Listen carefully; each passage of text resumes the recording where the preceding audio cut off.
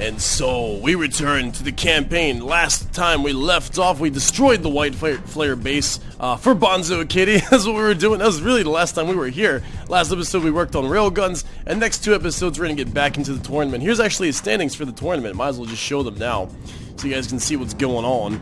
And yeah, so we're going to return to the tournament later. But today, let's go ahead and choose a new enemy for our campaign. See who else we're going to end up fighting. And what is going on? Oh, we just leveled up. Nice. Oh, I see. We're salvaging things. And I don't want to aggro this town over here. Let's leave them be for now. But, alright, so we have a whole bunch of flyers here. Let's just turn everything off, get our heads together, and I guess celebrate. Yeah, because the white flares are done, more or less. So we have, everyone's back at 100%. Oh, no, Buglets. Yeah, the air Buglets are pretty bad. Let's fly over to one of them. I guess the most wrecked one. See if we can do anything on it. Yeah, he seems to be pretty messed up. How's our resources? We got a lot of resources, though, from being around here, so that was good. But, oh my goodness, I'm so excited for our fleets. We're going to build a naval ship today. Actually, our gigantic aircraft carrier is what we're going to start today. So, really hyped about that. It's going to have all the rail guns that we developed from last time. It's going to have tons and tons of power, tons of engines, and all that kind of stuff to power all of our rail cannons on it. It's going to be insane. Hopefully, the most insane thing I've ever built. But yeah, it's gonna host all these flyers on it. Better flyers once we get it all fleshed out. Alright, so let's go ahead and start building that carrier. And just before we get to building, let's go ahead and launch an Omega Mark II so we can see what's going on this map too. I figure this is a good time to take a look at the map. We probably will have to go after the shantytown over here that's in this zone so we can claim this huge resource area. I mean, look at this, all infinite resources, another huge boon for our cause. And so I think I'm either going to go for Scarlet Dawn or the Twin Guard, because you guys were talking about nobody ever goes after those from what you guys seen. So, I mean, we're eventually going to go after everybody and smash everyone to bits. But yeah, I mean, like, I'm actually really excited about Onyx Watch, too. We'll get to that eventually. So we're going to send a satellite up there, see what we can find while we're repairing and doing all that stuff up there. Alright, looks like we're done being built here. Let's set it free from our little home base here and get this thing up into space. And we're slowly moving. We're still original home base. We're still moving it up from down here. He's traveling up this way to Pineapple Fortress. Still going up this way. And I mean, he doesn't really need to be up this way, but we're just gonna move him up to the front lines. This might be a resting home for him at this little mining spot. But yeah, still gonna build the chain all the way up here. The pipeline of resources. Lots of infrastructure to build now that we've taken over the land. And oh my goodness gravy, I have built the most powerful gun I've ever built before. Seriously. and it's nothing really to look at. It's a small, tiny, slow-shooting railgun. But this thing can penetrate anything, and I'm going to show you guys all the details soon. This is actually what we're going to go with for our main battleship. And we'll shoot some really heavily armored targets. Look at it, AI dead. Ooh, there we go.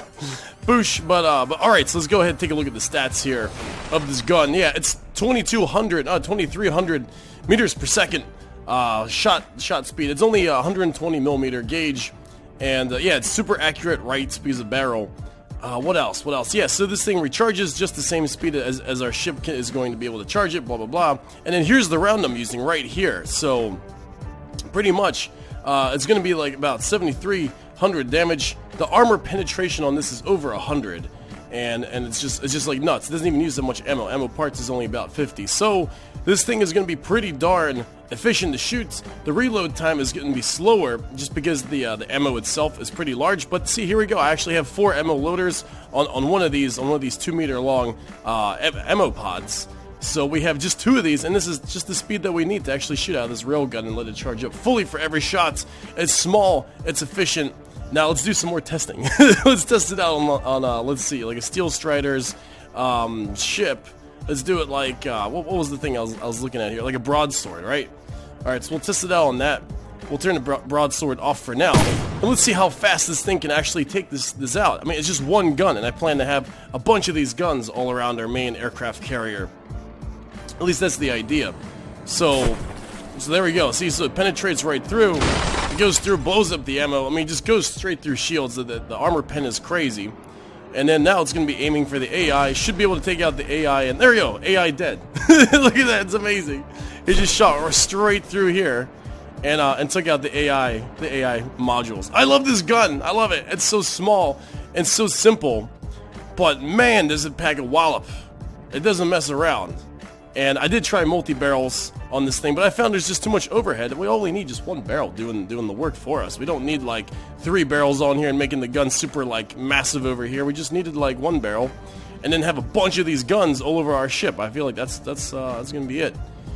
So there we go. There it is. And it sure is compact in here. But let me tell you, our Paradise ship is definitely underway with surge protectors, AI, and a whole huge engine and a whole ton of things are going on here. We have lots and lots of power. What is it, 48,000 power? I mean, I feel like that's enough for an aircraft carrier for this Paradise ship. So we're gonna have, yeah, and some battery storage. I'm not sure how far I'm gonna take the battery storage, but I feel like more battery storage is better, just so we don't have to have so much draw on our railguns when we go ahead and put them on.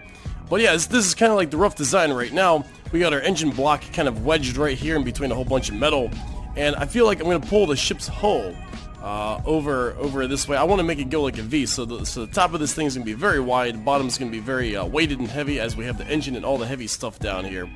So, and also the AI, like I just showed you, is hidden. It's hidden somewhere down here. We got 2 layers of this wall. I feel like that would be enough underwater protection. So 2 layers of steel, and then we got the AI right here. We might even extend this part here just a little bit, add some more armoring. I don't know. We'll see how it goes. That's really stuff we could add on later. But alright, so pretty much our ship is going to be doing, what is this? No, not this card. It's going to be, where's this card at? Oh my goodness. Yeah, so broadside angle is going to be at 0. So we're going to be facing our enemies as we're slowly cruising in, firing off with our rail cannons from way far away. Don't know what the name of the ship's going to be yet until we do more of it. But at least the basics are there. I'm going to put some more effort into it. So we're just going to take a little break from this for the time being, get back into the campaign. Let's actually go ahead and improve our little bug bombers real quick, because I know the bombs were just blowing themselves up. You guys told me to add some more delays on them. I had like a 6-second delay, arming delay, but I think there's something else we can add on there too, to try to delay the bombs so they don't blow us up, because that's getting kind of costly and expensive. And I want them to be like actual like working ships, and not just be for show. So let's go ahead and do that real quick too before we get back in the campaign again. So okay, I added a 1/10 of a second delay, and I made the arming delay 10 seconds instead of 6 seconds. Same thing with the activation on the magnet mines and all that kind of stuff. So we'll see if we blow ourselves up. Oh, it seems like our approach angle is not very good. Actually, it looks pretty cool. It looks pretty cool dropping all those bombs like that.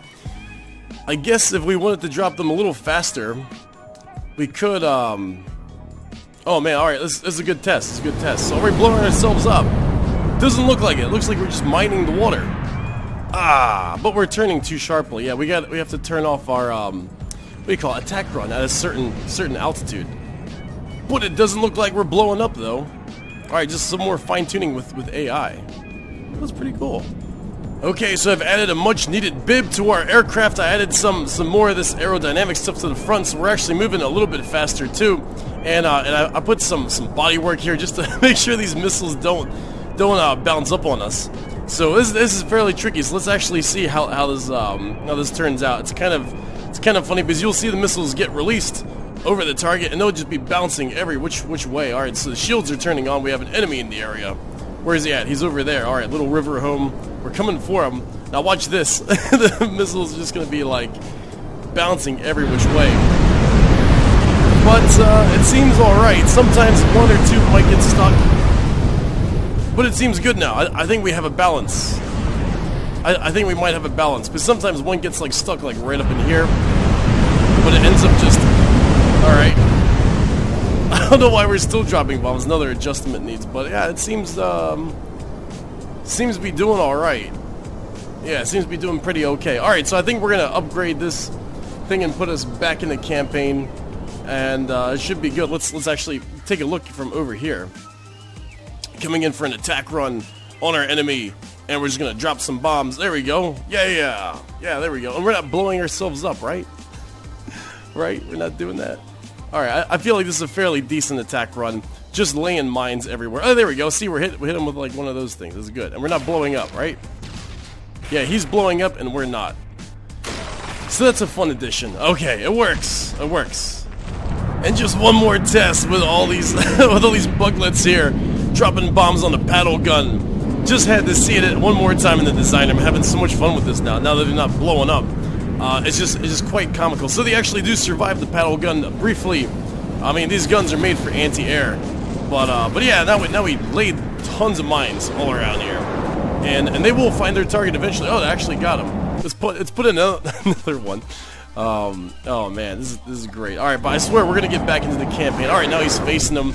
I extended their attack runs. Oh wait, that's right. He's gonna die. Hang on. Let's get a couple more of these guys in here. I extended their attack run way further out to about 1,000 meters. They end their attack run at 300, so they're not constantly circling around their enemies.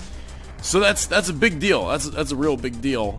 And I think those are like the last finishing touches. I feel like this episode is like the finishing touches and things to begin. Like the huge carrier that we're gonna get coming in. All right, here we go. So let's see if these buglets can do this. Man, there's a lot of missiles in the water here. Oh gosh, all right, but there's 2 paddle guns on the prow. They're shooting at one of these guys. I don't think they can survive this kind of fire, unless they're hitting us straight on with our spinny thing. I don't know. That might actually. Wow, we're actually surviving. We're actually kind of dodging the shots. Oh, looks like they're hitting. We're dropping some bombs. I'll tell you what, sometimes designer is a little more fun than even campaign. Alright, wow, this guy died from, I think, other missiles that were there. Dropping the hayloads of bombs, hayloads.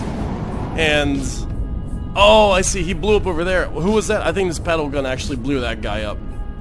But Buglets, man. Buglets for the win. Bombs everywhere. And we're not suiciding. Oh, man.